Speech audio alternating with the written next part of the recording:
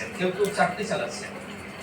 একজন ব্যক্তির পক্ষে এতগুলো মন্ত্রণালয় চালানো সম্ভবপর নয়, যে কারণে আমরা যেটি বলছি যে এর পরিধি আপনারা খারাপ। অন্যথায় কিন্তু দেখেন 2 মাস সবেমাত্র এখনই কিন্তু সমালোচনা শুরু হয়ে গেছে।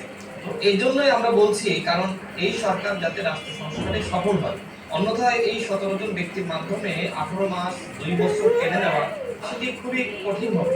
তো সেই জায়গা থেকে সমালোচনা এইভাবে এসেছে যে বিপ্লবী সরকারের হ্যাঁ, রান্না করো, বাবাকে একটু দিবা, একটু দিবা, আমাকে একটু দিবা, দাও, আমাকে একটু দাও, দিতে পারবে সেই ধরনের মানুষকে এখানে আমাকে একটু দাও, বসানো দরকার। আমাকে দাও, আমরা দেখতে পাচ্ছি যে এই সরকারের দিবা না?